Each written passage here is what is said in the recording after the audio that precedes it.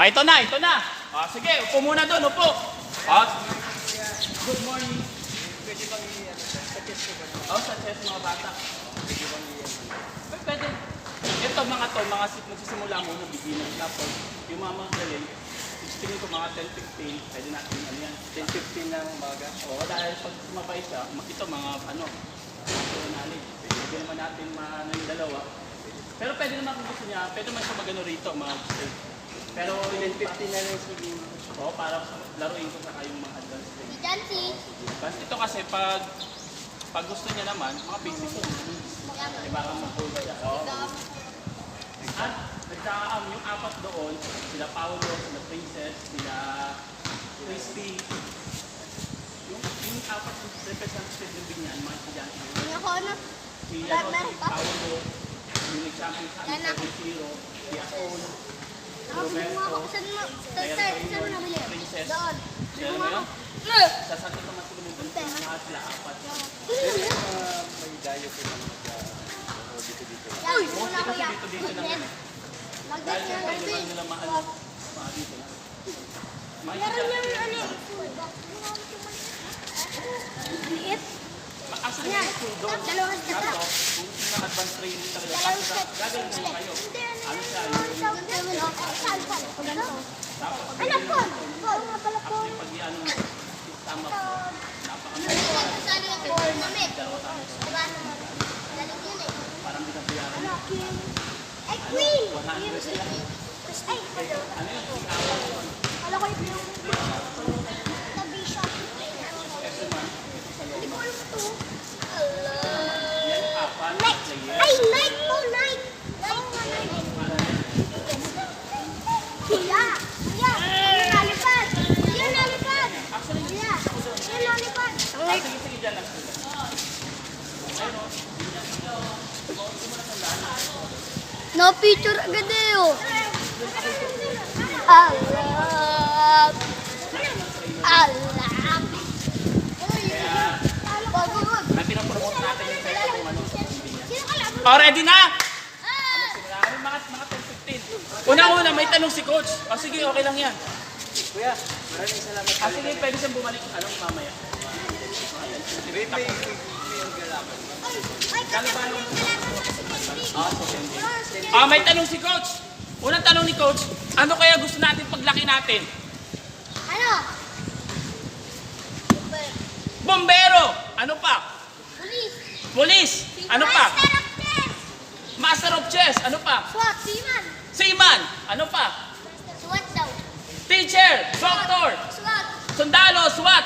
Ganito ang tanong. Kaso sabi ni nanay sa kanil tatay, Nak, wala tayong pampaaral, Nak. Paano kaya yun? Paano kayo magiging polis? Eh wala pang paaral. Yes. Chess. Mag-chess! Kalo ko wala. Ano pa? Kaso walang pampaaral eh. Walang walang maglaro. Pwede naman. Coach, ang dami ko na chess klinika na sabi, magtatrabaho habang mag-aaral. Pwede. Kaso pag ginawa mo yun, pag gusto mo sa mga top university, kahit magtrabaho kayo, kulang. Hindi kaya. Pwede yan sa mga, perpetual dito sa Binyan. Kaso, gusto nyo mag-aaral sa Lasal, sa UP, sa number 10, sa buong Pilipinas. Paano kaya yun? Yes.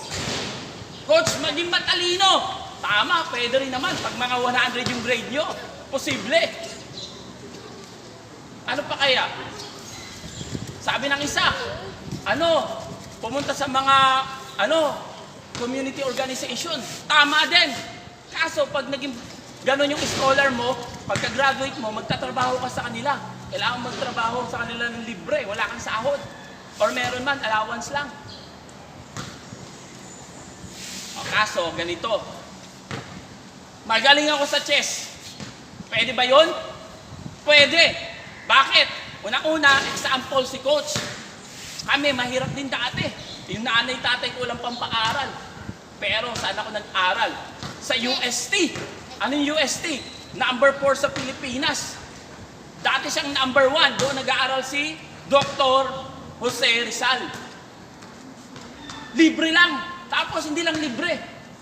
Meron pang pagkain. Umaga at tanghali, gabi. Wow! Meron pang allowance. Dati 3,000, ngayon 6,000 every month. Wow!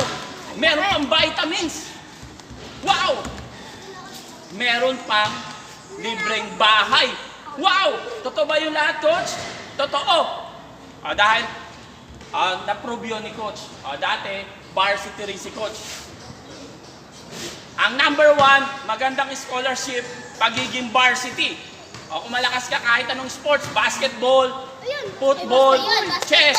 Basketball. Pero sa basketball, ang daming gusto maging varsity, pero kukunti lang. Dami mong competition. Kung gusto maging basketball, dapat araw-araw at least 3 hours kayo mag-training. Maraming magagaling dito, pero hindi naging varsity. Yung chess, selective lang. Pero ngayon, dumadami yung magagaling sa chess ngayon. Number 1, scholarship, pagiging varsity. May allowance na kayo, may pagkain pa kayo, may bahay pa. Nandun lahat, may vitamins. Pag matalino kayo, mostly allowance, bahay, scholarship lang. Kung varsity, makakalaro pa kayo abroad, libre. Oo, kunyari yung school nyo, malakas kayo, ipapalaro kayo sa ibang bansa. O kaya ang number 1 scholarship, pagiging varsity. Ngayon, dumako tayo sa chess. Nakita yung chess, may 32 chess pieces. 16 sa white, 16 sa black. 16 sa white, 16 sa black. Pag isasum up nyo, ilang pyesa lang meron sa chess? Isa, yung rook, sunod yung knight, sunod yung bishop, sunod yung king, queen, king, tapos pawn. Ibig sabihin, 6 lang yung kailangan natin alamin na move. Napakadali lang matuto mag-chess. Kahit isang oras, magiging marunong kayo mag-chess. Ang tanong, Coach, paano ba gumaling sa chess? Ang sagot, depende sa inyo. Dahil kung gusto nyo ang isang bagay, maraming way para gumaling. Kahit gusto nyo basketball, gusto nyo football, badminton, chess, kung gusto nyo, volleyball, kung gusto nyo talagang gumaling, gagaling kayo. Anong gagawin nyo pag gusto nyo gumaling? Siyempre, araw-araw kayo magpa-practice. Kahit anong sports. Pero maganda sa chess, konti lang yung competition. Volleyball, konti lang din. Pero pag basketball, dapat lagpasan nyo yung mga nakikita nyo rito. Dapat 3 hours kayo mahigit mag-practice. Sayang din yung yung paglalaro nyo, kung di rin kayo maging varsity sa basketball. Ang daming gusto maglaro ng basketball. Ngayon, kung madami, malakas competition. Dapat mas masipag, saka mas matyaga kayo. Sa chess, marami rin naman, pero hindi katulad ng basketball. Kahit anong sports, magustuhan nyo, i-push nyo. Kung gusto nyo mag-basketball, mag-chess, badminton, mas maganda isang sports lang. Dahil pag madami, mahirapan kayo sa oras. Pwede naman iba pang pastime, libangan lang. Sa chess, ilang pyesa lang kailangan natin alamin na move? 6. Ang dali lang. Yung rook, yung knight, yung bishop, yung queen, king, saka pawn. Ang dali lang matuto. Mamaya, maglalaro na kayo. Madali lang.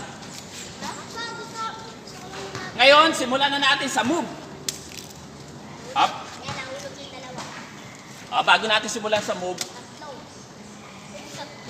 alamin natin yung mga value ng chess.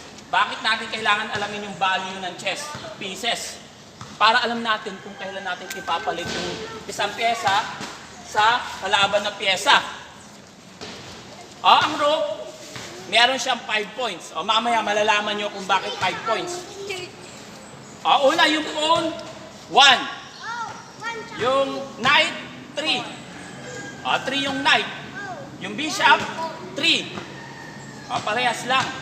Mamaya malalaman nyo kung sino kaya mas lamang. Parehas sila may advantage saka disadvantages. Sunod yung rook. 5. 1, 3, 3, 5. Yung queen, 9. Yung king, 0. Bakit ganun, coach? Alam ko, ang pinakamahalaga na pyesa sa chess ay king. Pero bakit siya 0, yung queen 9? Bakit kaya? Bigyan ko ng prize yung mga sagot. Bakit? Bakit kaya yung king 0, yung queen 9? Bigyan natin ng prize. Kasi ano, madami mo gustong queen. Madami, pero bakit ang king 0? Ang pinaka-importante. Ang pinaka-importante yung king sa chess. Bakit kaya 0? Para hindi matalo. Para hindi matalo. Ano ba pag na-captured yung king? Ano na ba 'yon? Checkmate! Game over na, di ba? Makain yung queen mo, okay lang. Wag lang yung king. Ibig sabihin ng king, pag na-capture, game over. 1, 3, 3, 5, 9, 0. Sino gusto mag-memorize? Sino gusto mag-try? Sino gusto mag-try?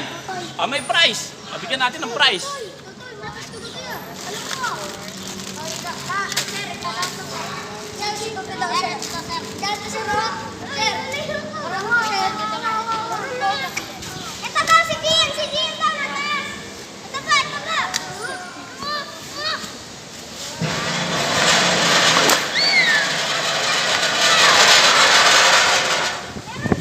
Meron po daw ka, meron po. Okay lang, okay lang. Ito pa. Ito daw. Sino? Oo. Ilang value na ito? One. Isa lang. One. 1. Three. Five. Nine. Wow. Bigyan kita ng prize. Consolation prize. Memorize pala. Anong gusto mong candy?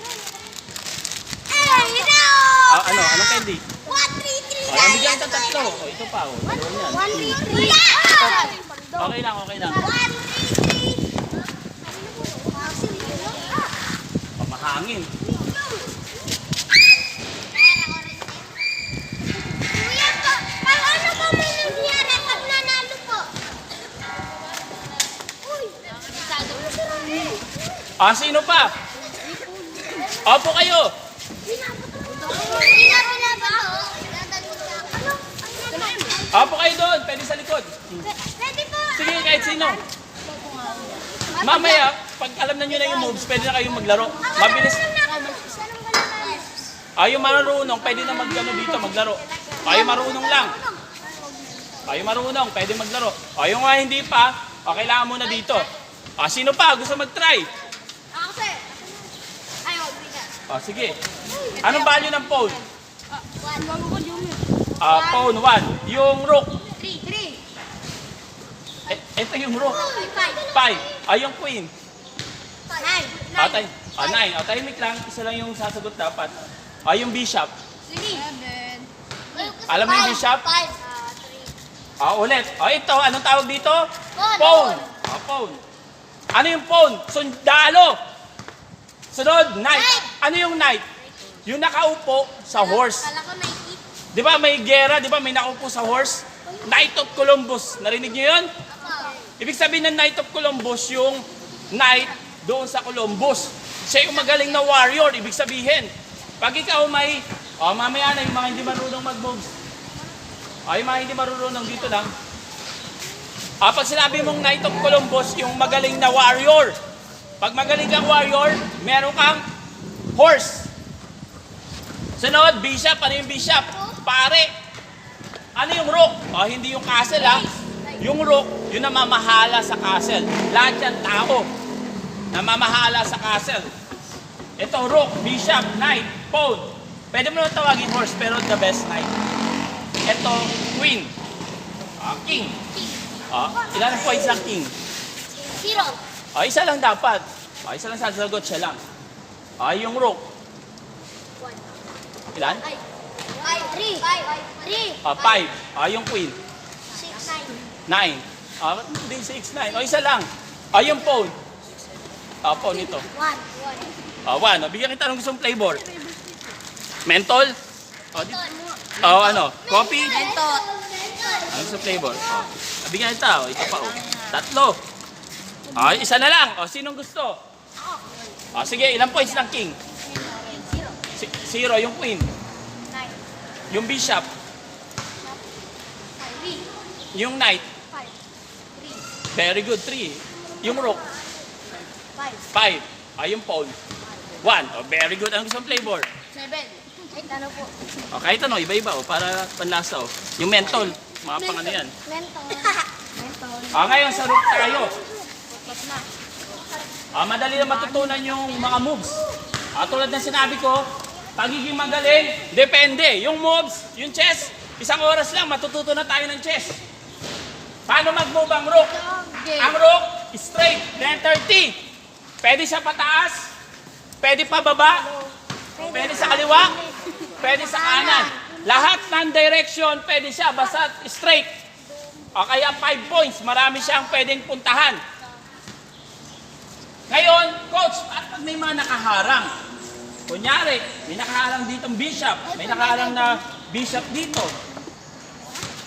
pwede pa rin ba siya hanggang dulo? Hindi. Paano? May nakaharang. May nakaharang, hindi siya pwede. Ibig sabihin, hanggang dito siya. Pwede ba natin kainin yung bishop? Hindi. Bakit? Sa kakampi. Sa kakampi yung bishop. Pwede ba natin kainin yung bishop ng kalaban? Pwede. Sa kalaban yan. Yung tumalon? Hindi. Hindi siya pwede. Ngayon, may tinatawag tayong greedy rook. Ano yung greedy rook? Kakapsurin mo lahat ng pawn ng tuloy-tuloy. Para mabilis natin matandaan yung move. Kunyari, ganito, lahat yan pwede mong kainin. Ang tanong, alin yung unahin natin? Kaya yung chess pinag-iisipan. Dito na pumapasok yung tinatawag natin na hindi gaano